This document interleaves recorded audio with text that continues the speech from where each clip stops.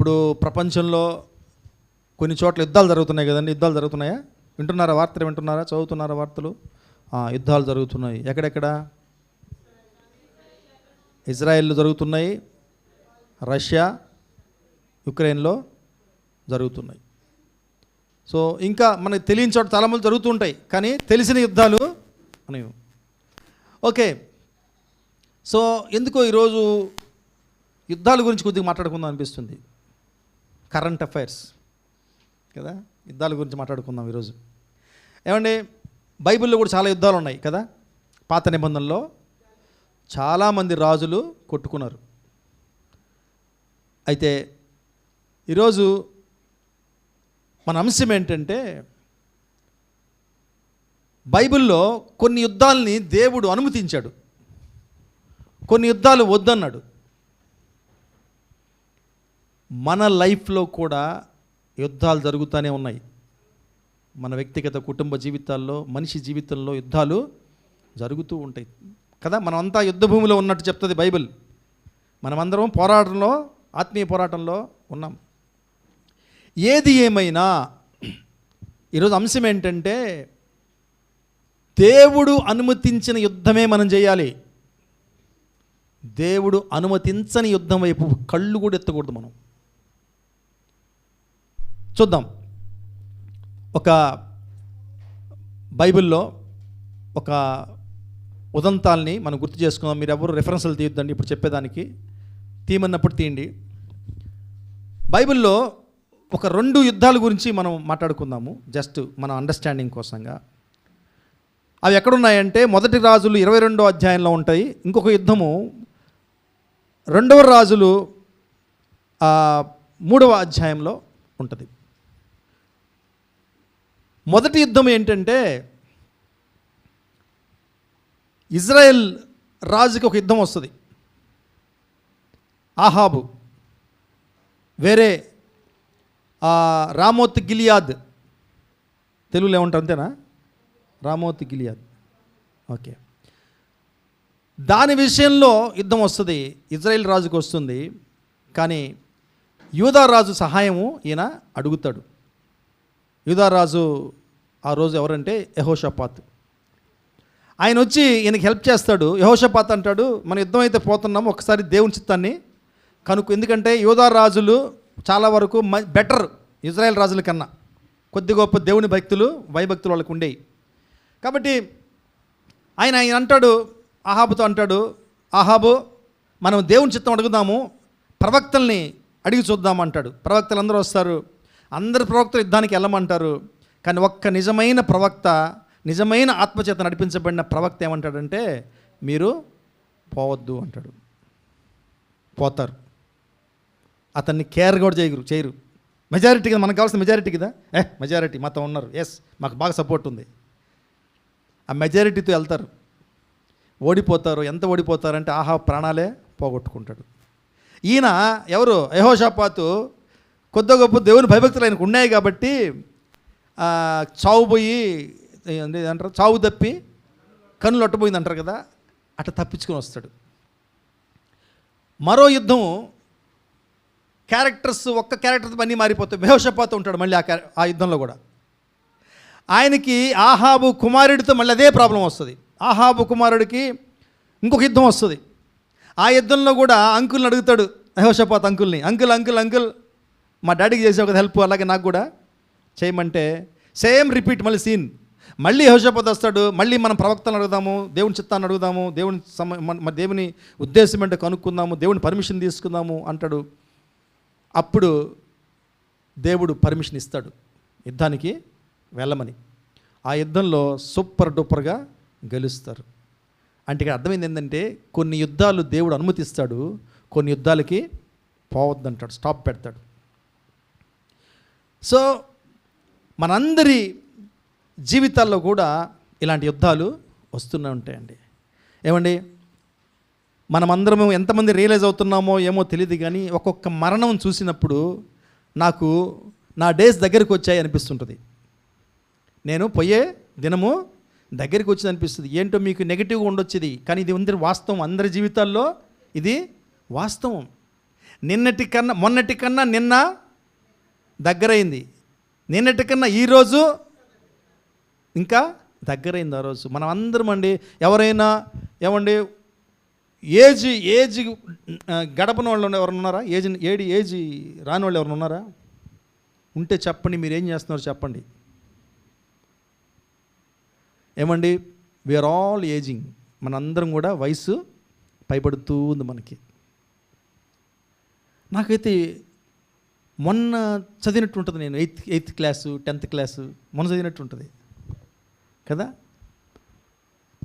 కానీ ముసలోణం అయిపోతున్నాం మనం, ఏది వచ్చేస్తూ ఉంది. అందరికీ టైము దగ్గరికి వస్తూ ఉంది. చెప్పాలంటే మనకి సమయము లేదు.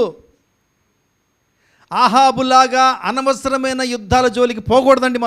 మనకంత టైం లేదు. ఏ యుద్ధము దేవుడు చేయమంటున్నాడో ఆ యుద్ధమే మనం చేయాలి.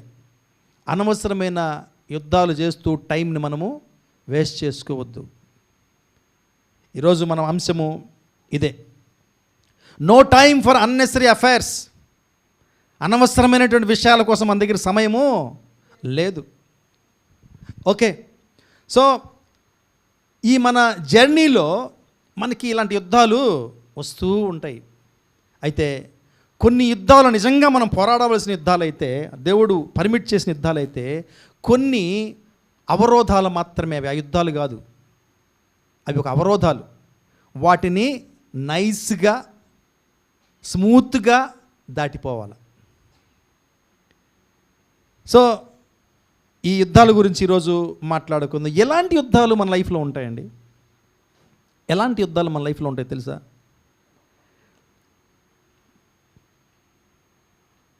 మనందరి మీద, అందరికీ, అంటే ఒక వ్యక్తి మీద అందరికీ కొన్ని అభిప్రాయాలు ఉండవా? ఉండవండి. మధుబాబు అంటే మధుబాబు గురించి మీ అందరికీ అభిప్రాయాలు ఉంటాయి. అలాగే చందు అంటే చందు గురించి కూడా మనకి ఏదో ఒక అభిప్రాయం ఉంటుంది. పాజిటివ్ నెగిటివ్ ఏదో ఒక అభిప్రాయము ఉంటుంది. మనం ఏం చేస్తాం తెలుసు, ఒక్కోసారి ఆ అభిప్రాయాలు మనకు నచ్చవు. నా గురించి వేరే వాళ్ళు కొన్ని అభిప్రాయాలను మార్చాలని ప్రయత్నిస్తాను నేను. అదొక పోరాటం, అదొక యుద్ధం. అలసిపోతుంటా.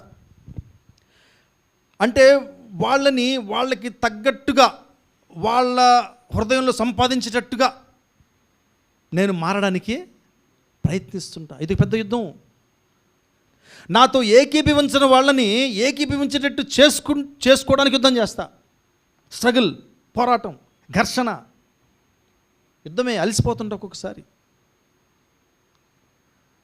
ఒక్కోసారి మనకి ఎందుకు ఎక్కువ అలసట వస్తుంటుందో తెలుసా? అలసిపోతుంటుంది తెలుసా? ఏ విషయాలు అలసిపోతుంటుందో తెలుసా? మనుషులు మన కొరకు, మన ఉద్దేశాల కొరకు, మన గోల్స్ కొరకు అలసిపోం. మన విషయంలో మనుషులు ఏమనుకుంటారో దాన్ని గురించి అలసిపోతాం. ఆ విధంగా ఉండడానికి. అంటే కంట్రోల్ మనం చేసుకుంటున్నామా, వాళ్ళు చేస్తున్నారు మనల్ని కంట్రోల్? చెప్పండి. ఇప్పుడు వాళ్ళ అభిప్రాయాల ప్రకారం మనం ప్రయత్నిస్తున్నాం. వాళ్ళని సంతోషపెట్టడానికి కోసం మనం ప్రయత్నిస్తున్నాం. ఏమండి, ఇవన్నీ యుద్ధాలే.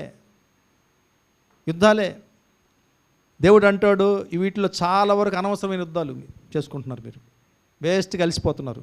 చెయ్యాల్సిన యుద్ధం చేయండి, నేను చెప్పిన యుద్ధం చేయండి, మీ గోల్ మీరు చేరుకుంటారు. Praise the lord.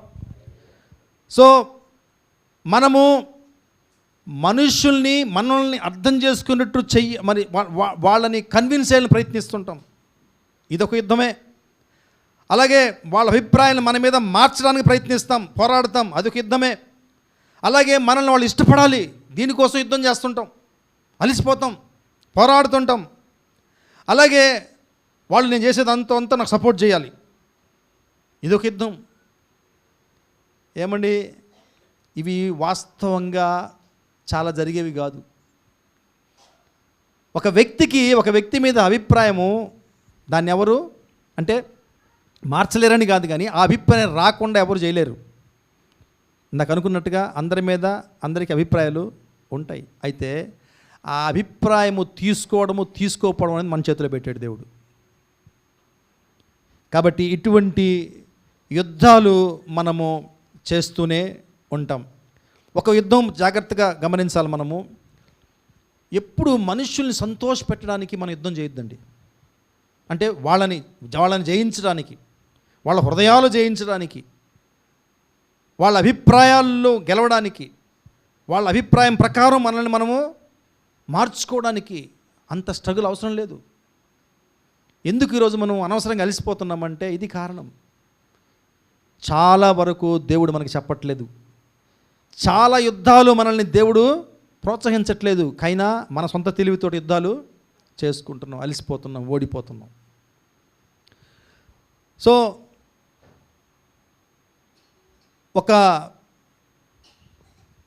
మనం ఎలా చేస్తామంటే మన నేచర్ ఎలా ఉంటుందంటే, ఎవరైతే they don't want to be with us, మనతో ఉండకూడదు అనుకుంటారు, కానీ వాళ్ళనే ఉంచుకోవాలనుకుంటాం మనం.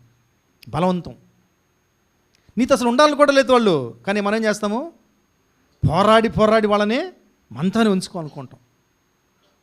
వాళ్ళ అభిప్రాయాన్ని మన అభిప్రాయాలతో కలుపుకోవాలనుకుంటాం. ఇది దేవుడు అనుమతిస్తే ఓకే, పోరాడు. కానీ అనుమతించని సమాధానం మనం ఒక్కోసారి కోరుకుంటాం. ఒకసారి మనం మాట్లాడుకుందాం, గుర్తుందా? శత్రువుతో రాజీ పడడం కోరుకుంటాడు దేవుడు. సాతానుతో సమాధాన పడమని అంటాడా? సాతానుతో ఎప్పుడు మనకి యుద్ధం ఉండాలా. వాడితో ససేమిరా మనం తెల్ల జెండా చూపించకూడదు. శాంతి చిహ్నము సాతానికి అసలు చూపించకూడదు. We are always at war devil తోటి. మనోళ్ళు మన పాకిస్తాన్కి, ఇండియాకి ఎప్పుడు పోరాటమే. మన రాజకీయాలే, భారతదేశంలో రాజకీయాలు దాని మీద ముడిపడిపోయి ఉంటాయి. ఎవరైనా మేము పాకిస్తాన్కి సపోర్ట్ చేస్తున్నాం, పాకిస్తాన్ని ప్రేమిస్తున్నామంటే రాజకీయ నాయకులు పైకి రారు మన దేశంలో. సో ఆల్వేస్ మధ్యలో అగ్ని మండాల్సిందే, అప్పుడే వాళ్ళు వర్ధిల్లుతారు. అదేవిధంగా మనకి నిజంగా శత్రుత్వం ఉండాల్సింది ఎవరితో అండి? మన నిజమైన పోరాటం ఎవరితోటి? మనకి సాతానుతోటి. సో మరికొంత ఈరోజు దేవుడు యుద్ధాల గురించి మాట్లాడబోతున్నాడు మనతోటి. సో ఒక మనుషులకి మన మీద కొన్ని అభిప్రాయాలు ఉంటాయని అనుకున్నాం కదా. ఈ అభిప్రాయాలు ఎంత ఫన్నీగా ఉంటాయంటే, ఆ అభిప్రాయాలు అంటే రాంబాబుకి నా మీద ఏ అభిప్రాయం వస్తే ఆ అభిప్రాయానికి తగ్గట్టుగా నేను నడుచుకోలేనండి. ఇంపాసిబుల్. ఇప్పుడు నేను ఒక చిన్న స్టోరీ చెప్తాను, దాని మీద అర్థమైపోద్ది మీకు. నాకు భలే నవ్వుకుంటున్నాను ఆ స్టోరీ వింటున్నప్పుడు నేను. అదేంటంటే, ఒక తాత ఒక మనవడు ఒక ఊరికి బయలుదేరారంట గాడిద మీద మనవడిని కూర్చోబెట్టాడు తాతగారు పక్కనే నడుచుకుంటూ వెళ్తున్నాడు. చూడండి, దారిని పోయే వాళ్ళ అభిప్రాయాలు ఎలా ఉంటారు చూడండి. దారిని ఒకరు పోతున్నాడంట. వాడికి అసలు మేనర్సే లేదు, పిల్లోడికి వాడికి అసలు భయభక్తులే లేవు. చూడు, ముసలాయన్ని నడిపిస్తూ ఉంటాడు, ఎద్దులాగా పైన కూర్చోన్నాడు చూడు అన్నాడంట. ఈ తాతగారు విన్నారంట. అయ్యయ్యో చీ ఇదేంటి అనుకుంటున్నారు అని చెప్పేసి మనవణ్ణి నడవమన్నాడంట. ఈయనకి కూర్చున్నాడంట. ఇంకొకరు వచ్చారంట దారిలో. ఆయన అంటున్నాడంట, చూడు ఎద్దులా కూర్చోన్నాడు, పశువుడు నడిచిపోతుంటే ఆ మాత్రం కనికరం లేదు, ఏం మనిషి అనుకుంటూ పోయాడంట. మళ్ళీ షాక్ అయ్యాడంటే, అరే ఇదేంటిది ఇలా చెప్పుకుంటున్నారు, అట్లా కాదు మార్చుకోవాల్సిందని చెప్పేసి మనవణ్ణి కూడా గాడిద మీద కూర్చోబెట్టుకున్నాడంట. అమ్మయ్యా ఇప్పుడు బాగుంటుందని. ఇంకొక వ్యక్తి వచ్చాడంట. ఎలా చూసి, మీరు ఎంత మెర్సీలెస్ పీపుల్, దయలేని వాళ్ళు మీ ఇద్దరు మనుషులా, మీరు ఇద్దరు ఇంత పెద్ద వెయిట్ని దాని మీద వేశారు, మీకేమైనా దాని మీద కరుణ ఉందా అన్నారంట. ఏమండి, ఇలా చివరికి ఎలా వెళ్ళారు తెలుసా? వాళ్ళు చేరాల్సిన ప్రదేశం ఊరికి ఎలా వెళ్ళారు తెలుసా? గాడిదని ఎత్తుకొని పోయారు.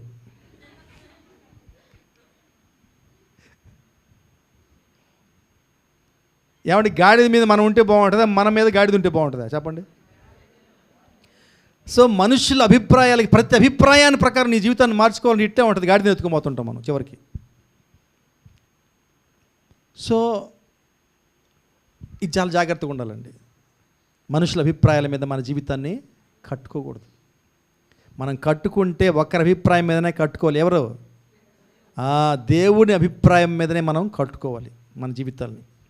అందరినీ సంతోషపరచడము కష్టం. సో ఇంకొక విషయము మనము చూద్దామండి. ఇలాంటి ఘర్షణలు మనకి దేవుడిచ్చిన గోల్ ఉంటుంది కదా, ఒక గోల్ ఇస్తాడు కదా దేవుడు మనందరికీ. ఒక ఏమంటారు దాన్ని, లక్ష్యం. మనందరికి ఉద్దేశం ఇస్తాడు, లక్ష్యం ఇస్తాడు. మనందరి లక్ష్యం ఏంటండి? ఒకరోజు ఆయన ముందుకు మనము వెళ్ళాలి. మనకి ఆ ఉద్దేశానికి మధ్య ఇటువంటి సంఘర్షణలు, ఇటువంటి పోరాటాలు, యుద్ధాలు వస్తూ ఉంటాయి. అయితే వేటిని మనం పోరాడాలి, వేటిని నైస్గా తప్పించుకోవాలి అనేది మనకి జ్ఞానము దేవుడు ఇవ్వాలి. చూడండి, సామెతల్లో కూడా ఇదే విధంగా రాస్తుంటారు. సామెతలు 20 అధ్యాయం 3వ వచనంలో రాస్తుంటారు. చూడండి ఏం రాస్తుంటారు, చూడండి, ఆశ్చర్యం వేస్తుంది చదువుతుంటే. కలహమునకు దూరముగా నుండుట నరులకు ఘనత. నరులకి ఏంటి ఘనత అంట? కలహానికి దూరంగా మనము ఉండాలి. సో కొన్ని యుద్ధాల నుంచి దూరంగా ఉండడము అది మనకేంటంట? ఘనత. అదేం పిరికితనం కాదు. యుద్ధాల నుంచి దూరంగా పారిపోవడం కాదు, అది ఘనత. కొన్ని పోరాటాలకి, కొన్ని సంఘర్షణలకి మనం దూరంగా ఉండాలి. తర్వాత చదువుమా. మూర్ఖుడైన ప్రతివాడును పోరునే కోరును. అది ప్రతి యుద్ధంలో నేను కాలు పెడతాను, ప్రతి సంఘర్షణలో నేను దిగుతాను, పోరాటమే నా పటిమ అనుకుంటే ఎట్లా? అది మూర్ఖుల స్వభావం. కాబట్టి కొన్ని సంఘర్షణల్ని మనము అవాయిడ్ చేయాలి. సో సాతానుకి ఇదే తెలుసు. వాడు దీన్నే ఎరేస్తాడు, రెచ్చగొడతాడు మనల్ని. దిగో, నువ్వు అంత కీతగా ఉన్నావా, నువ్వు ఒక్క మాట మాట్లాడు చాలు, ఒక్క మాట అంతే, మూసుకుంటారు నోళ్ళు, అను. ఏమంటే దయచేసి ఈ ఎరకి మనం చిక్కొద్దు. ఎరేస్తాడు వాడు. దానికి చిక్కితే మన లైఫ్స్ పాడైపోతాయి. మనకి అనవసరమైన యుద్ధాల జోలికి మనము పోవద్దు. Praise the Lord. సో ఏ యుద్ధం మనం చెయ్యాలి, ఏ యుద్ధాన్ని మనము అవాయిడ్ చేయాలి, అర్థమవుతుంది చెప్పేది? ఏ యుద్ధంలో మనం పోరాడాలి, దిగాలి, ఏ యుద్ధంలో మనము దిగకూడదు అనేది మనము తెలుసుకోవాలి. అటువంటి జ్ఞానం దేవుడు ఇవ్వమని అడగాలి. చూడండి, ఇది దావీదుకు బాగా తెలిసిన విద్య. ఏ యుద్ధంలో దిగాలి, ఏ యుద్ధంలో దిగకూడదని. చూడండి, ఆయన ఇనిషియల్ స్టార్టింగ్లోనే తెలుసు ఆయనకి, అనుభవం ఇచ్చాడు దేవుడు ఆయనకి. ఏంటంటే, ఒకసారి మనందరికీ తెలిసిన స్టోరీ ఇది, మనకు గుర్తు చేసుకుందాం. చదవద్దు మళ్ళీ. మొదటి సమూయేలు గ్రంథంలో 17వ అధ్యాయంలో ఉంటుంది. ఏముంటుందంటే, అక్కడ ఒక యుద్ధం వస్తుంది ఫిలిష్తీయులకి ఇజ్రాయిల్కి. వాళ్ళు యుద్ధ పంక్తులు తీరి ఒకరికొకరు ఎదురుదిగా నిలబడుకొని రెచ్చగొట్టుకుంటారు, యుద్ధానికి సిద్ధపడుతుంటారు. అయితే ఒక వ్యక్తిని చూసి భయపడిపోతుంటారు. ఎవరు ఆ వ్యక్తి అంటే? గొలియాతు. ఎంతసేపటికి ఆయన వచ్చి లెక్చర్ ఇచ్చి వెళ్ళిపోతుంటాడు వీళ్ళకి. గొలియాత్, మీరు నన్ను ఓడించండి చాలు, ఒక్కడిని కొట్టండి చాలు, మేము మీకు దాసులు అయిపోతాం. నన్ను ఓడించలేకపోతే మీరు మాకు దాసు. ఇదే మాట ఉదయం లేచిన మొదలుకొని. వీళ్ళ నాన్న ఏం చేస్తాడంటే, అరే వీళ్ళ ముగ్గురు అన్నలు ఆర్మీలో ఉంటారు. దావీదుకు ఉన్నటువంటి ముగ్గురు అన్నలు. దావీదుకి కొంచెం టిఫిన్ బాక్స్ పెట్టి రొట్టె గెట్టో ఏదో అప్పమో ఏదో మొత్తానికి ఇచ్చి పంపిస్తాడు. ఇచ్చేసిరా, బాగోగులు తెలుసుకొనిరా, క్షేమం తెలుసుకోరా అని. ఈయన వెళ్తాడు దావీద్. వెళ్ళి అక్కడికి వెళ్ళగానే సీన్ అర్థం అవుద్ది. ఏంటి ఇటు మాట్లాడుకుంటారు, అక్కడ మాట్లాడుకుంటూ ఉంటారు. ఈయన అక్కడికి వెళ్ళి వాళ్ళని అడుగుతాడు, ఇతన్ని గెలిస్తే ఏమొస్తుంది అవార్డు ఏం రిజల్ట్ వస్తుంది, ఏం అవార్డు ఇస్తారు అని అడుగుతాడు. వాళ్ళు ఏం చెప్తారో మనకు తెలుసు. ఏంటంటే రివార్డు, బహుమానం ఏంటి? సౌలు కూతుర్ని ఇస్తాడు, ఇంకా అర్ధరాజ్యం ఇస్తాడు, ఇంకా వీళ్ళ కుటుంబము ఫ్రీ అయిపోతారు. ఫ్రీ అంటే ఏంటో తెలుసా? వాళ్ళకి ఇంకేం పన్నులు ఉండవు, పన్నులు కట్టాల్సిన అవసరం లే, ట్యాక్స్ ఫ్రీ. ఇప్పుడు చూడండి, మన సెంట్రల్ గవర్నమెంట్ ఎంప్లాయీస్ని ఆ పన్ను ఎంతమంది కడుతున్నారో లేదో తెలియదు, కానీ ఆ పన్నులు చూస్తే భలే బాధేస్తుంది నాకు. ఊరి సంపాదించిన దాంట్లో 100 రూపాయలు సంపాదిస్తే 30 రూపాయలు వెళ్ళిపోతుంది అనిపిస్తుంది నాకు. సో అటువంటి ఎగ్జామ్షన్ వచ్చేస్తుంది వాళ్ళ కుటుంబంకి అంతా, దావీదు కుటుంబానికి అంతా. ఎవరు కట్టిన అవసరం లేదు ట్యాక్స్. అటువంటి చాలా ఫెసిలిటీస్ వస్తాయి వాళ్ళకి. అల్లుడు గారు కదా. ఇవన్నీ చెప్పారు దావీదుకి. కానీ దావీదు ఇంకా డిసైడ్ చేసుకోలే. బాగుంది, బహుమానము బాగుంది, తన ఫ్యామిలీయే ఒక చేంజ్ వచ్చేస్తుంది, మార్పు వచ్చేస్తుంది, తన స్టేటస్సే మారిపోతుంది. ఈ మధ్యలో ఇంకొక సంఘర్షణ వచ్చింది. ఇది ఇంకా పోరాడలా, ఇంకా డిసైడ్ చేసుకోలే. ఈ మధ్యలో ఇంకో సంఘర్షణ ఏంటంటే వాళ్ళ పెద్దన్న గారితోటి. పెద్దన్న గారు అంటాడు, ఈ దావీదు మాట్లాడడము, వినడము, ఎంక్వైరీ చేయడము ఈయన చూస్తాడు. ఏమ్రా, ఎట్టుంది ఒళ్ళు, ఎక్కడ పెట్టావు గొర్రెల్నే, ఎక్కడ వదిలేసి వచ్చావు, నాయన నిన్ను మాకు ఏదో మా క్షేమ సమాచారాలు కనుక్కొని ఏదో మాకు ఇచ్చి ఏదో తిండి పెట్టేసి రారా అంటే నువ్వు చేస్తున్న పనులేంటే, నీకేం పని అవసరమా ఇదన్నీ అంటే ఏంటంటే వాళ్ళ అన్న అభిప్రాయము, అరే నువ్వు గొర్రెలు మేపుకునేవాడివి, నీకెందుకు రా ఇవన్నీ, ఇడియట్, పో గొర్రెల దగ్గర పో అని. చూడండి, ఇక్కడ మనం డిసైడ్ చేసుకోవాలా, ఏ ఘర్షణని ఆయన, ఏ యుద్ధాన్ని టేకప్ చేసుకున్నాడు, ఏ ఘర్షణని అవాయిడ్ చేశాడు దావీదు. చూద్దాం, ఆ వాక్యం చూద్దామండి. 1 సమూయేలు గ్రంథము 17వ అధ్యాయము 25 నుంచి చదువుదాం. 25 నుంచి 30 వరకు చదువుదాం. ఫస్ట్ 25 నుంచి 27 వరకు చదువుదాం. ఇజ్రాయేలీలో ఒకడు వచ్చుచున్న ఆ మనిషిని చూచితిరే, నిజముగా ఇజ్రాయేల్ను తిరస్కరించుటకై వాడు బయలుదేరుచున్నాడు. వానిని చంపిన వానికి రాజు బహుగా ఐశ్వర్యము కలుగు చేసి తన కుమార్తెనిచ్చి పెళ్లి చేసి వాని తండ్రి ఇంటి వారిని ఇజ్రాయేలులో స్వతంత్రులుగా చేయుననగా, దావీదు జీవము గల దేవుని సైన్యమును తిరస్కరించుటకు ఈ సున్నత లేని ఫిలిష్తీయుడు ఎంతటి వాడు, వాణ్ణి చంపి ఇజ్రాయేలు నుండి ఈ నింద తొలగించిన వానికి బహుమతి ఏమని తన యొద్ద నిలిచిన వారిని అడుగుగా, జనులు వాణ్ణి చంపిన వానికి ఇట్టిట్లు చేయబడునని అతనికి ఉత్తరం ఇచ్చిరి. అతడు వారితో మాట్లాడినది అతని పెద్దన్నయ్యకు విన్నాడు. ఎలియాబునకు వినబడగా, ఎలియాబునకు దావీదు మీద కోపం వచ్చి అతనితో, నీవెక్కడికి ఎందుకు వచ్చితివి? అరణ్యములోని ఆ చిన్న గొర్రె మందను ఎవరు వశము చేసితివి? నీ గర్వమును, నీ హృదయపు చెడుతనమును నేను ఎరుగుదును. యుద్ధము చూచుటికే కదా నీవు వచ్చితివనెను. అందుకు దావీదు, నేనేమి చేసితిని?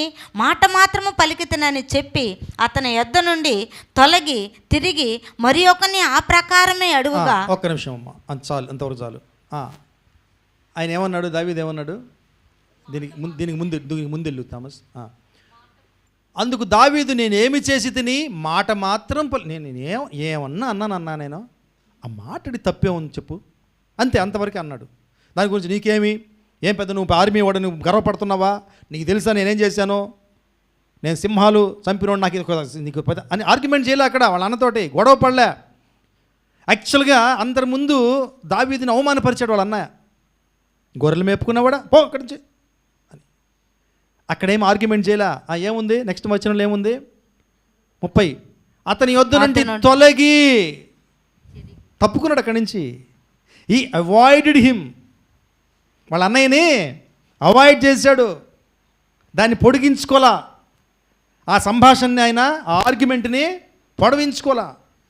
చూడండి how nicely he dealt with it. ఇంత జెంటిల్గా ఆ ఘర్షణని ఆయన వదిలేశాడు. ఆయనకు అనవసరం అవన్నీ. అయితే నిశ్చయించుకున్నాడు, ఇంకొక యుద్ధం మాత్రం చెయ్యాలని డిసైడ్ చేస్తున్నాడు. ఏంటా యుద్ధం? గొలియాతుతో యుద్ధం చేశాడా? విజయం పొందాడా? రాజకుమార్తెని పెళ్లి చేసుకున్నాడా? అర్ధరాత్రి వచ్చిందా? వాళ్ళ కుటుంబ సభ్యులందరూ బాగుపడ్డారా? హల్లెలూయా చెప్దాం. హల్లెలూయా, ప్రైజ్ ద లార్డ్. దావీదు లాంటి జ్ఞానం మనకి ఉండాలి. దేవుణ్ణి అడగాలి మనం, దేవా ఏ యుద్ధం చెయ్యాలి, ఏ యుద్ధాన్ని అవాయిడ్ నేను చెయ్యాలి, ఏ ఘర్షణలో నేను అడుగు పెట్టాలి, ఏ ఘర్షణని నేను తప్పించుకోవాలి, నాకు జ్ఞానం దయచి అని మనం కూడా మన దేవుణ్ణి అడగాలి. ఓకే, సో ఒకవేళ అంటే మనము ఒక యుద్ధాన్ని ఎందుకు గెలుస్తున్నాం, ఎందుకు గెలవాలనుకుంటున్నాం? ఏమండి, మనం చేసే పోరాటము లేదా యుద్ధము మనల్ని దేవుడికి మరింత దగ్గర చేయాల. మన సొంత అహంకారాన్ని సంతృప్తిపరచుకోవడం కాదు, మన అహాన్ని మనము సాటిస్ఫై చేసుకోవడం కాదు. ఆ యుద్ధంలో దేవుని ఉద్దేశాలు నెరవేర్చబడాలి, దేవునికి మనము మరింత దగ్గర అవ్వాలి. ఏమనండి, గోలియాతుని జయించడం ద్వారా దేవుడికి దగ్గరయ్యాడా దావీదు? దేవుడి ఉద్దేశానికి దగ్గరయ్యాడా? రాజు కాబోతున్నాడు, చూద్దాం. ప్రైజ్ ది లార్డ్, హల్లెలూయా. కనుక ఇటువంటి యుద్ధము మనము ఎన్నుకోవాలి. ఓకే, సో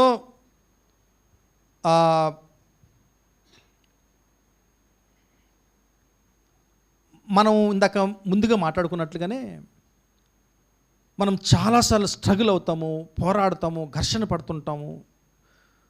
ఎందుకు తెలుసా? ఒకరిని సంతోషపెట్టడానికి. ఏమండి, ఎంతమందిని మనం సంతోషపెట్టగలం? మీరు చెప్పండి. ఇప్పుడు అందరినీ సంతోషపెట్టగలము సాధ్యమా? బేసిక్గా యేసయ్య చెప్పింది కూడా అదే మాట. నువ్వు దేవుడినైనా సంతోషపెడతావు, సాతాన్నైనా సంతోషపెడతావు, ఇద్దరిని నువ్వు సంతోషపెట్టలేవు. ఈ సత్యం మనకి బాగా డైజెషన్కి వస్తే మనము అన్ని యుద్ధాలకి పోము, అన్నిటికీ ఘర్షించం, అన్నిటికీ పోరాడం. ఏది అవాయిడ్ చేయాలో జెంటిల్గా దాన్ని ఉదయం తప్పించుకుంటాం. మన లైఫ్లో పరిశుద్ధాత్మ దేవుడు గుర్తు చేస్తున్నాడు, చాలామంది మనకి అనవసరమైన యుద్ధాలు మనం పోరాడుతున్నాం, అనవసరమైనవి. దేవుడు అనుమతించిన యుద్ధాలను చేసుకుంటున్నాం మనం జీవితంలో, అందుకని అలిసిపోతున్నాం. చూద్దాం ఏంటో ఆ యుద్ధాలు, మళ్ళీ మనం ఫ్యూచర్లో చూద్దాం మళ్ళీ. ఓకే, సో నీతో సమాధాన పడని వాళ్ళ గురించి సమాధాన పడాలనుకుంటున్నావు నువ్వు. నీతో ఎవరు నాకు అనవసరము, ఈ వ్యక్తితో నాకు సమాధానము అవసరమే లేదు అనుకున్న వాళ్ళతోటి నువ్వేం చేస్తున్నావంట? సమాధాన పడాలని పోరాడుతున్నావు, యుద్ధం చేస్తున్నావు, అలిసిపోతున్నావు. అలాగే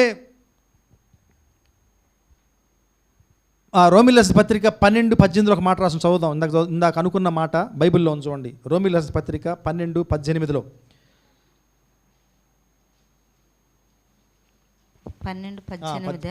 శక్యమైతే మీ చేతనైనంత మట్టుకు సమస్త మనుషులతో సమాధానముగా ఉండుడి. ఏమన్నాడండి? మీరు అందరితో సమాధానంగా ఉండాలి అన్నాడా? ఏమన్నాడు? చేతనైతే. ఇంకా ఇంకా ఇంకా ఏముంది? ఒక మాట ఉంది అక్కడ, చేతనైనంత మట్టుకు, as for as you can do. అంటే అర్థం ఏంటి?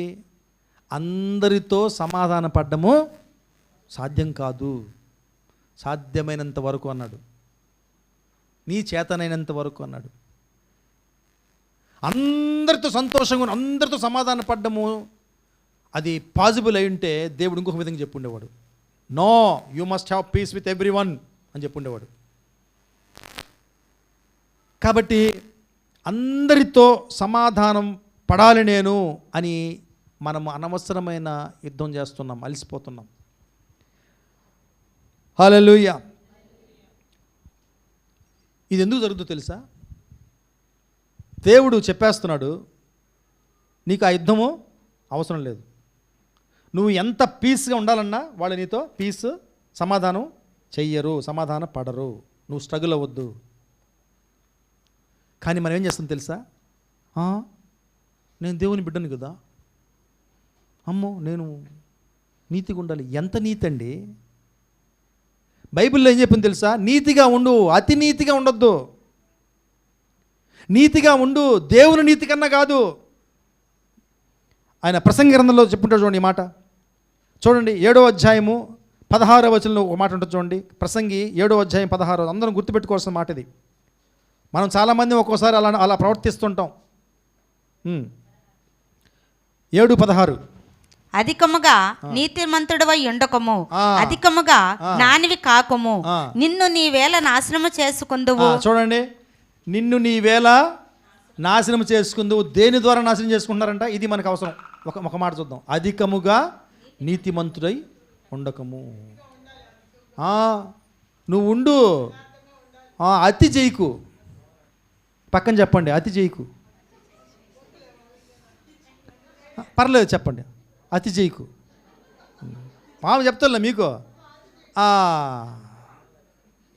నీతిగా ఉండమని చెప్తుంది బైబిల్, కానీ అతి నీతి పనికిరాదు. ఏమంటే చాలాసార్లు మనం ఎందుకు ట్రబుల్లో పడతాం తెలుసా? అతి నీతి, ఓవర్ యాక్షన్. సరే, అది వేరే సబ్జెక్ట్. మళ్ళీ ఎక్కడికి వెళ్ళిపోతాం మనం ప్రస్తుతం నీతిలోనే ఉన్నాం. ఇంకో దగ్గర చెప్పుంది చూడండి, వెనక్కి వెళ్దాం, 4వ అధ్యాయంకి వెళ్దాము. 17వ వచనంలో ఒక మాట చెప్పుంది చూడండి. 4:17. 17 లేదా? సరే 16 చదవమ్మా. అతని ఆధిపత్యము క్రింది జనులకు లెక్కయే లేదు, అయినను తరువాత రాబోవారు వీని యందు ఇష్టపడరు. అమ్మ కాదు, నేను రాంగ్ రాసుకున్నానా ఏమో. దేవుని కన్నా నీతిమంతుడు ఎవరు అని ఉంటుంది ఒక వాక్యం. దేవుడి నీతి కన్నా ఎవరైనా ఆయన నీతిని మించగలరా అన్న వాక్యం ఉంటుంది. ఎవరు ఉండగలరా? ఉండలేం. కానీ మన అనేక పోరాటాలకి కారణం ఏంటో తెలుసా? అదే.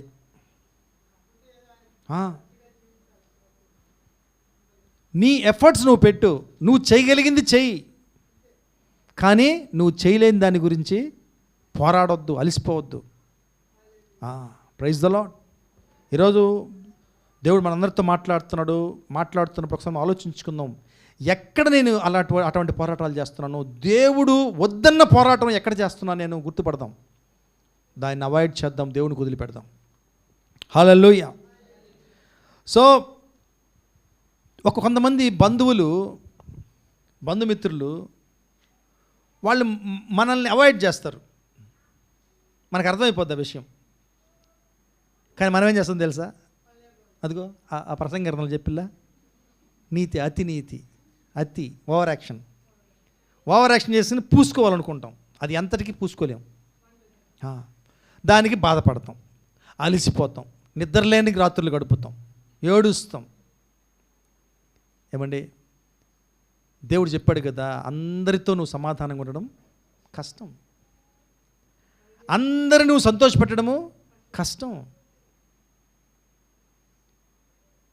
సో ఎంతోమంది ఇటువంటి పోరాటాలు మనము చేస్తూ ఉన్నాం. ఓకే, అలాగని ఏంట్రా అన్న ఈరోజు ఇటు చెప్తున్నాడు అంటే స్వార్థంగా ఉండమంటున్నాడా? నో.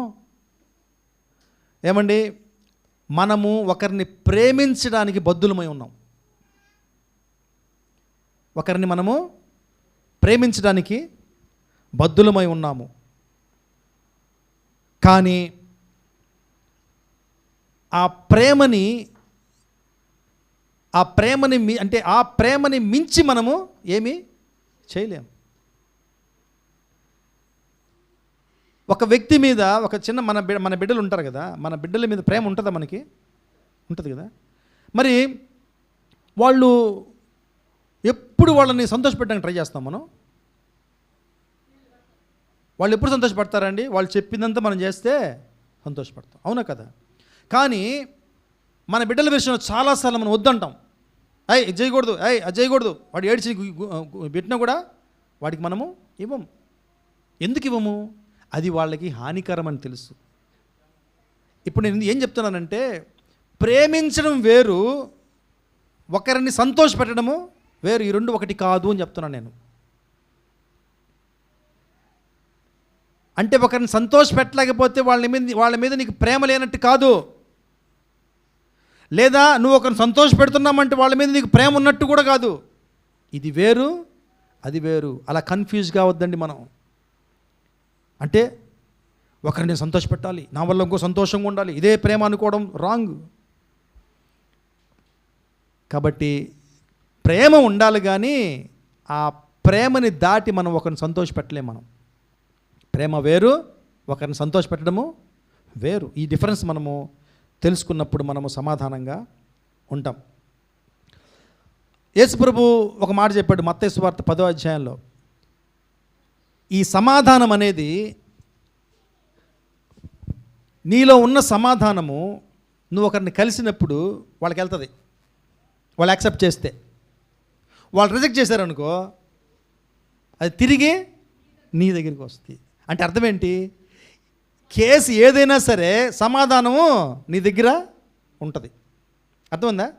వాళ్ళు యాక్సెప్ట్ చేస్తే నిన్ను, వాళ్ళు నిన్ను స్వీకరిస్తే నీలో ఉన్న సమాధానం వాళ్ళల్లో కూడా పోతుంది. అంటే నిన్ను వీడిపోదు, గుర్తుపెట్టుకోండి. నీ నుంచి లోపలికి బయటకు వచ్చేసి టాటా చెప్పేసి వెళ్ళదు. నీలో ఉన్న సమాధానం వాళ్ళకు కూడా వస్తుంది. వాళ్ళు రిజెక్ట్ చేశారనుకోండి, నీ సమాధానం మళ్ళీ బ్యాక్ నీకు ఉంటుంది. వడ్డీ రాదు, అసలు నీ దగ్గరే ఉంటుంది. బ్యాంక్ ఉంది కదా, కొద్దిగా చెప్పనండి. హల్లెలూయా. సో ఈ సమాధానం విషయంలో మనము ఈ విషయాన్ని గుర్తుపెట్టుకోవాలి. ఎన్నోసార్లు మనము ఇందాక చెప్పినట్టుగానే మనుష్యుల అభిప్రాయాల ప్రకారం జీవించడము అలవాటు చేసేసుకున్నాం. అంటే ఒక ప్రశ్న వేసుకోవాలి, ఈరోజు నేను ఇతరుల అభిప్రాయాలకి ఖైదీగా ఉన్నానా, బానిసగా ఉన్నానా? వాళ్ళ అభిప్రాయాల ప్రకారం నా జీవితాన్ని నేను నడుపుకుంటున్నానా, లేక దేవుని అభిప్రాయం ప్రకారం నేను నడుపుకుంటున్నానా? ఏమంటే మనం దేవుణ్ణి చాలాసార్లు అడుగుతూ ఉంటాం, దేవా నాకు దాంట్లోంచి విడుదల దయచేయి, దీంట్లోంచి విడుదల దయచేయి, ఈ అలవాట్లోంచి విడుదల దయచేయి అని. నేను ఈరోజు అనుకుంటా ఉన్నాను, ఈరోజు నుంచి ప్రార్థన మార్చుకుందాం అనుకుంటున్నాను కొద్దిగా. నేను అయ్యా దీంట్లో నుంచి ఒక స్వాతంత్రం దయచేయి నాకు. ఏది? మనుష్యుల నుంచి, వాళ్ళ అభిప్రాయాల ఇన్ఫ్లుయెన్స్ నుంచి, వాళ్ళ అభిప్రాయాల ప్రభావం నుంచి నన్ను విడుదల చెయ్యి. ఏమంటే తెలియకనే మన జీవితాలు అలా ఉంటాయి. సంతోషపెట్టాలి, అందరిని సంతోషపెట్టాలి, అందరిని ప్లీజ్ చేయాలి. No, impossible. అయితే మనం ప్రశ్నిస్తాం, అయితే మరి ఏంటండి వాళ్ళు హర్ట్ అయిపోరా? నేను వాళ్ళ సంతోషపెట్టకపోతే, వాళ్ళకి అనుగుణంగా నడుచుకోకపోతే హర్ట్ అయిపోరా? వాళ్ళు డిసప్పాయింట్ అయిపోరా? కానీ పర్లే, వాళ్ళని డిసప్పాయింట్ చేయడం కన్నా కూడా పెద్ద తప్పు ఏంటో తెలుసా? దేవుణ్ణి డిసప్పాయింట్ చేయడం పెద్ద తప్పు. వాళ్ళు డిసప్పాయింట్ అయినా పర్లేదు, దేవుణ్ణి సంతోషపెట్టు. Praise the lord. అదొక్కటి చేస్తే చాలు. అందుకని ముందు నీతిని, రాజ్యాన్ని వెతకండి, అప్పుడు సమస్తము నీకు ఇవ్వబడతాయి ఆటోమేటిక్. అది ఎన్నో పోరాటాలు నిలిచిపోతాయి ఆయన సంతోషపెట్టడం మనం ప్రారంభిస్తే. ఎస్, ఒక్కొక్కసారి నీకు అర్థమైపోతుంది, ఒక గ్రూపు నిన్ను అవాయిడ్ చేస్తుంటారు. ఎక్కువ మన బంధుమిత్రులను జరుగుతుంటాయి ఇలాంటివి. వాళ్ళు వద్దనుకుంటారు మనల్ని. నువ్వు ఎంత ప్రయత్నించినా అతకరు. దాని అర్థం ఏంటో తెలుసా? నీ అభివృద్ధిలో వాళ్ళ అవసరం లేదని దేవుడు భావిస్తున్నాడు. హల్లెలూయా. వాళ్ళు లేకపోయినా నువ్వు అభివృద్ధి చెందగలవు. Praise the lord. నేను ఎందుకు ఈసారి చెప్పాలనిపిస్తుంది, ఒక సంఘంలో ఉన్నప్పుడు ఎంతో కోరుకునేవాళ్ళం. ఆ సంఘము, ఆ సంఘ పెద్దలు, వాళ్ళతో మంచి రిలేషన్షిప్ పెట్టుకోవాలి అని చాలా ప్రయత్నించేవాళ్ళం. అది నడవలే, అది ఉల్టా అయిపోయింది. ఉల్టా అయినప్పుడు దేవుని ముందు ఏడ్చాం. ఎందుకు జరిగింది ఇట్లా? మేము ప్రేమిస్తూనే ఉన్నాం కదా, మేము ఏ హాని చేయలేదు కదా, వాళ్ళ రిలేషన్షిప్ మేము కోరుకుంటున్నాం కదా, ఎందుకు మమ్మల్ని అవాయిడ్ చేస్తున్నారు? అర్థం కాల. ఆ తర్వాత అర్థమైంది, దేవుడు మా విషయంలో ఏం ప్లాన్ చేశాడో, వ్యక్తిగతంగాను, కుటుంబంగాను, సేవ విషయంలో కూడా వాళ్ళు ఉంటే ఆ అభివృద్ధి జరగదు. అందుకనే ఆటోమేటిక్గా వాళ్ళు రిజెక్ట్ చేసేలా చేశాడు. వాళ్ళ రిజెక్షనే ఈ సంకీర్తనారాధన పుట్టడానికి కారణం. హల్లెలూయా. మేము రిజెక్ట్ చేయలే, వాళ్ళు రిజెక్ట్ చేశారు. Praise the lord. సో ఈ విధంగా ఇంకొక ఎగ్జాంపుల్ చెప్పుకుందామండి. బైబిల్లోనే మీకు తెలుసో లేదో, అబ్రహాము లోతు గారు. అబ్రహాముకి కొడుకు వరుసగా లోతు, అవునా కదా? వాళ్ళిద్దరు వచ్చినప్పుడు వాళ్ళిద్దరి మధ్య కూడా ఒక గ్యాప్ వచ్చింది, ఒక ఘర్షణ మొదలైంది. ఎందుకు ఘర్షణ గుర్తుందా? వాళ్ళ ప్రాపర్టీస్ పెరిగిపోతున్నాయి, పశువులు పెరిగిపోతున్నాయి. ఎక్కడ స్టార్ట్ అయింది ప్రాబ్లం? వాళ్ళ పశువులు కాళ్ళు ఏమంటారు వాళ్ళని, పశువులు కాపర్లు, వాళ్ళకి స్టార్ట్ అయింది ఈ ప్రాబ్లం. కాపర్లు స్టార్ట్ అయింది. ఆ ప్రాబ్లం చిలికి వీళ్ళిద్దరి వరకు వచ్చింది. అబ్రహాము డిస్కషన్ పెట్టాడు, అయ్యా మనము వద్దు, మనకి అంత ప్రాబ్లమ్స్ వద్దు, మనం చక్కగా విడిపోయి ఎవరి పాటికి వాళ్ళము ఉందాం అని ఆ లోతుకి ఆప్షన్ ఇచ్చాడు. నీకు ఎక్కడ కావాలంటే అక్కడ తీసుకో, ఆ తర్వాత మిగిలింది నేను తీసుకుంటాను చెప్పి. చూడండి, ఒక రైచియస్ పర్సన్, ఒక నీతిమంతుడు ఎలా డీల్ చేస్తున్నాడు చూడండి విషయాన్ని. లోతు అలా చూశాడు, ఆయన కళ్ళకి ఏదైతే మంచిగా అనిపించిందో దాన్ని ఎన్నుకున్నాడు, వెళ్ళిపోయాడు. ఆ తర్వాత అబ్రహాంతో దేవుడు మాట్లాడాడు, ఇదంతా ఈ డైరెక్షన్లన్నీ చూపించి, ఇదంతా నీది, నీకు ఇస్తాను, నీ సంతానానికి ఇస్తాను. చూడండి, ఒక మాట ఉంది అక్కడ, అది చాలా ఆలోచింపజేస్తుంది. ఏంటంటే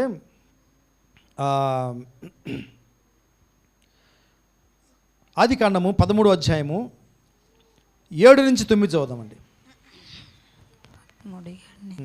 అప్పుడు అబ్రాము పశువుల కాపర్లకును లోతు పశువుల కాపర్లకును కలహము పుట్టెను.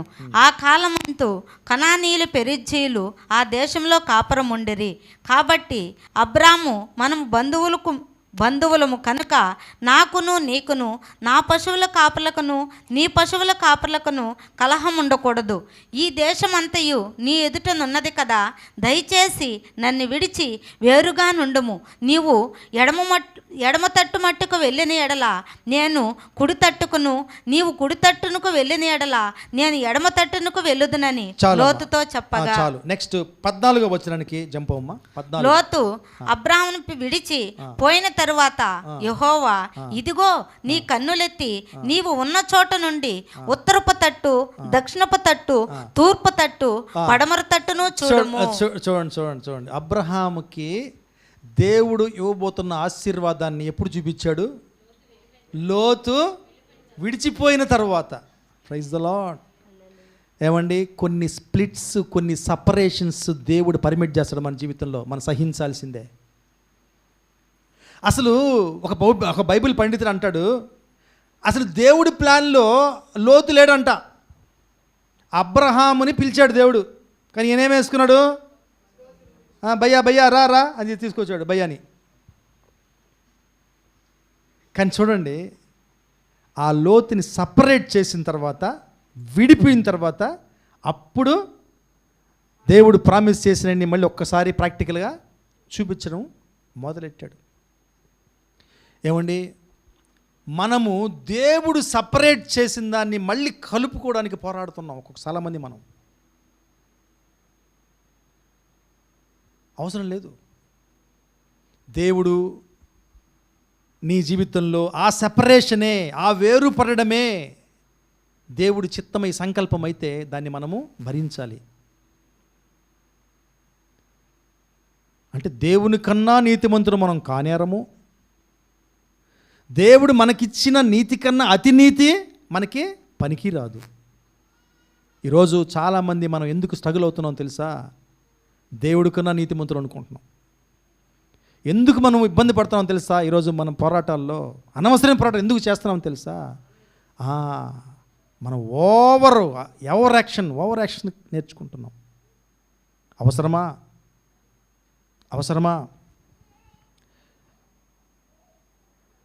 సో ఎప్పుడు కూడా సౌలు చేసిన మిస్టేక్ మనం చేయకూడదండి.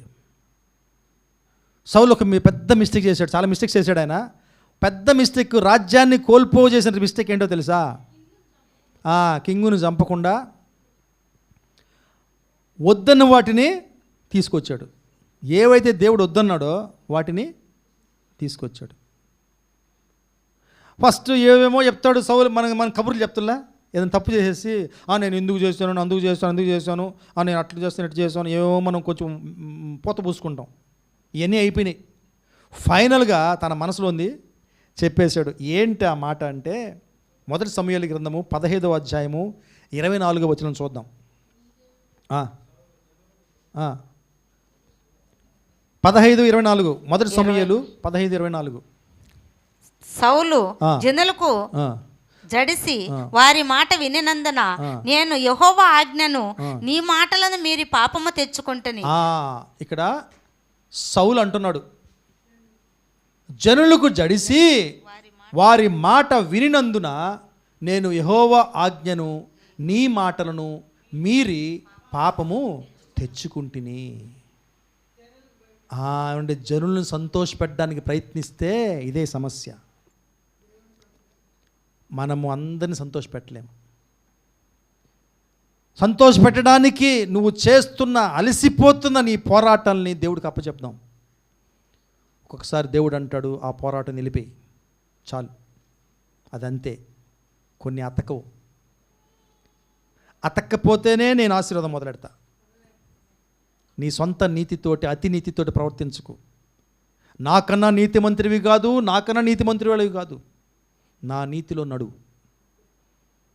ఏమండి, ఈరోజు మనం ఎంతమందిని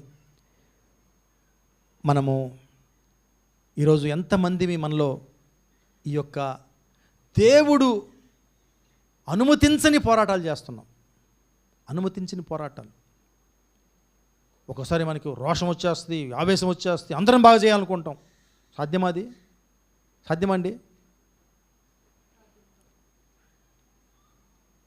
మనం డిస్కరేజ్ కానీ అవసరంలే. నేను ఒకసారి ఒక ప్రయత్నం చేశా, అదంతా వద్దులేండి, మళ్ళీ మీకు సీక్రెట్ తెలిసిపోద్ది. ఏంటి ఆ ప్రయత్నం అంటే, నా వల్ల ఒక కుటుంబమే ఆశీర్వదించబడాలనుకున్నా. నా వల్ల. ఏమండి, మీ వల్ల ఒక కుటుంబం ఆశీర్వదించబడాలంటే ఫస్ట్ మీకు రావాలి కదా ఆశీర్వాదం. రావాలా వద్దా? అది వస్తే అది వాళ్ళకి పోద్ది. నేనేమైతే ఊహించుకుంటున్నానో ఆశీర్వాదమే రాలే నాకు. ఇంక వాళ్ళేం ఆశీర్వించబడతారు? కానీ దేవుడు చెప్పాడు, నా మార్గాలు చాలా ఉంటాయి, నాకు తెలిసి వాళ్ళని ఎలా ఆశీర్వదించాలో. God blessed them. వాళ్ళని ఆశీర్వదించాడు దేవుడు, నా ద్వారా కాదు. ఒకసారి అనుకుంటాం మనం, కానీ దేవుడికి ఆయన మార్గాలు ఆయనకు ఉంటాయి. ఆయన ఎలా ఆశీర్వదించాలో ఆయనకి తెలుసు. తెలుసు. నేను చాలా పోరాటం చేసేదానికోసం, ఏది ఆశీర్వాదం సంపాదించుకోవడానికి. ముసలోడిని అయిపోయి ఎంతవరకు రాలే ఆశీర్వాదం నాకు, ఇంకా రాదు కూడా. రూల్ కూడా మారిపోయింది. కానీ దేవుడు వాళ్ళని ఎంతో ఉన్నత స్థానంలో ఆశీర్వదించాడు. హల్లెలూయా. ఇప్పుడు అనిపిస్తుంది ఆ పోరాటం అంతా వేస్ట్ అనిపిస్తుంది. అనవసరంగా నా మైండ్ అంతా పోగొట్టుకున్నాను, భయంకరంగా అలసిపోయాను నేను, ఆలోచించి అని చెప్పేసి. Praise the lord. ఈరోజు దేవుడు మనల్ని పిలుస్తున్నాడు. ఈరోజు ఒక మాట చెప్తున్నాడు, నేను అనుమతించని పోరాటంలో చేయకు, నేను అనుమతించిన యుద్ధం చెయ్యి, నువ్వు గెలుస్తావు, నువ్వు మరింత దగ్గర అవుతావు, నాకు నా రాజ్యానికి మరింత చేరువ అవుతావు. Praise the Lord. అందరం కళ్ళు మూసుకుందాం. ఒక్కసారి మనము మననం చేసుకుందాం. ఈరోజు మనతో దేవుడు కొన్ని విషయాలు మాట్లాడాడు. మనం అలసిపోతున్నామేమో,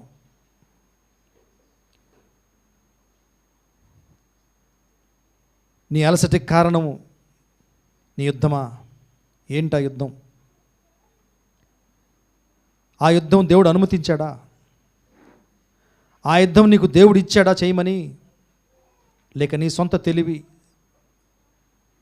ఏదో నువ్వు నీతిమంతులు అనిపించుకోవాలని, నీకు తెలియకనే దేవుడి కన్నా నువ్వు గొప్ప నీతిమంతుడివి నిరూపించుకోవాలని ప్రయత్నిస్తున్నామేమో. నేర్చుకుందాం. నేర్చుకుందాం. యేసు ప్రభువు కూడా సమయం వచ్చినప్పుడు యెరూషలేము వైపు వెళ్ళాలని డిసైడ్ చేసుకున్నాడు. ఆయన మైండ్ అంతా అక్కడ పెట్టాడు. అలాగే ప్రియులారా, మనకి సమయం వచ్చింది. మనకి ఎంతో సమయం లేదు. మనం అనవసరమైనటువంటి విషయాల్లో, పోరాటాల్లో అలసిపోకుండా చెయ్యాల్సిన యుద్ధాలు చేద్దాం. ఒక మనిషిని, నీ మీద మనిషికి ఉన్నటువంటి అభిప్రాయాలను నువ్వు మార్చలేవు. దానికోసం పోరాటం చేయడం ఆపి, ప్రతి ఒక్కరిని సంతోషపెట్టాలి అనే చేసే పోరాటాన్ని ఆపి, నిన్ను ఎవరో అర్థం చేసుకోవాలి, నిన్నెవరో ఇష్టపడాలి, వాళ్ళు నిన్ను మరి పొగడాలి, వారు నీతో నిలబడుకోవాలి, నిన్ను బాగా అర్థం చేసుకోవాలి అని పోరాడుతున్నావేమో, ఆపేయి. మన పోరాటం దేవుడు అనుమతించాడా? నువ్వు చేసే యుద్ధాన్ని దేవుడు అనుమతించాడా?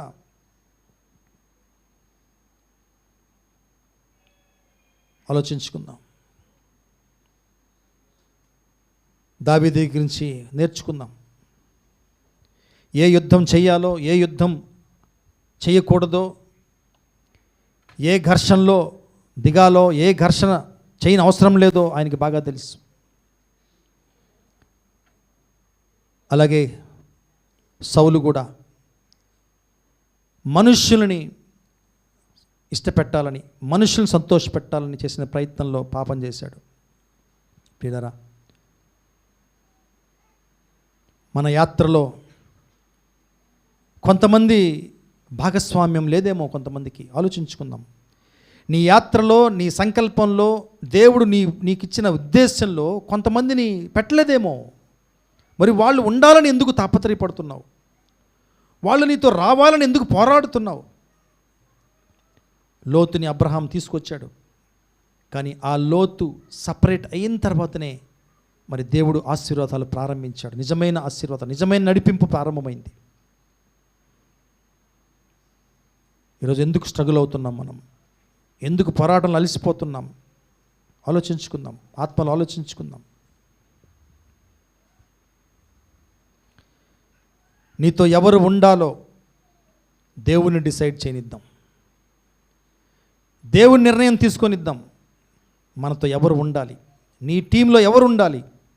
Let God decide.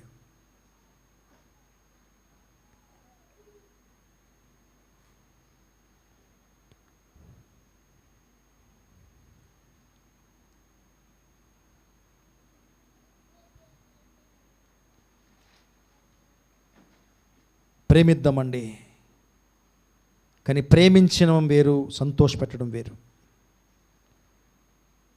ప్రేమిద్దాం. ఒక 2 అడుగులు ఎక్స్ట్రా వాళ్ళతో వెళ్దాం, కానీ వాళ్ళని సంతోషపెట్టలేము. ఈ సత్యాన్ని గమనించాలి మనం.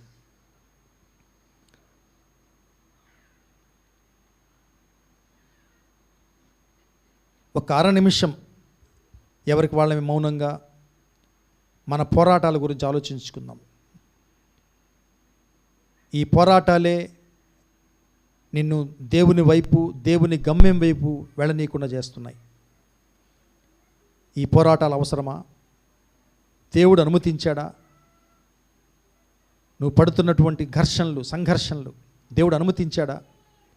లేక నీకు నువ్వుగా ఈ ఘర్షణలో పాలు పంపులు పొంది సమాధానాన్ని పోగొట్టుకుంటున్నావా? దేవుని అడుగుదాం. దేవా, నువ్వు అనుమతించిన యుద్ధంలోనే నేను ఉండాలి.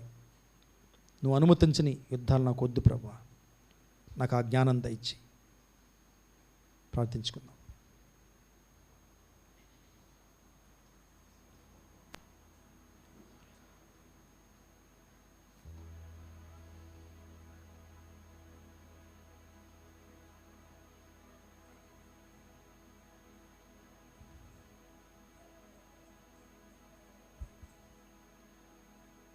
పరిశుద్ధుడా, గొప్ప దేవా, నీకు వందనాలు, నీకు స్తుతి స్తోత్రాలు తండ్రి. నాయన, ఏ యుద్ధాలు మేము చేయాలి మాకు నేర్పించండి. ఏ యుద్ధాలను మేము అవాయిడ్ చేయాలి మాకు నేర్పించండి. నువ్వు అనుమతించిన యుద్ధంలోనే మేము ఉండాలి ప్రభువా. అయ్యా, చిన్న చిన్న గొడవలు, ఘర్షణలు మా జీవితంలో వస్తుంటాయి. కానీ వేటిని మేము చూసి చూడకుండా వెళ్ళిపోవాలి, వేటిలో మేము దిగాలి. మరి దావీదు కూడా తండ్రి 2 విధమైన ఘర్షణలు వచ్చినాయి. ఒకటి పెద్దన్నయ్యతోటి ఆర్గ్యుమెంట్, ఘర్షణ, కానీ చూసి చూడకుండా వెళ్ళిపోయాడు ప్రభా. కానీ గొలియాతుతో జరిగిన ఘర్షణలో తలపడ్డాడు. ఎందుకంటే నువ్వు అనుమతించిన ఘర్షణది, విజయం పొందాడు తండ్రి. దేవా, మా జీవితాల్లోనూ ఏ యుద్ధాలు మేము చేయాలి, ఏ యుద్ధాలు మేము తప్పుకోవాలి మాకు నేర్పించండి. చాలామంది నాయన మేము అలసిపోతున్నాం, పోరాటాలు అలసిపోతున్నాం ప్రభువా. నీకు దగ్గర చేరి నిన్ను సంతోషపెట్టగలిగే పోరాటంలో మేము ఉండగలిగే మాకు కృపత మాకు దయచేయండి, సహాయం చేయండి, నేర్పించండి ప్రభువా, మాకు నేర్పించండి. యేసయ్య నామములో అడుగుతున్నాం తండ్రి, ఆమేన్. Thank you Jesus. Praise the lord. God bless you.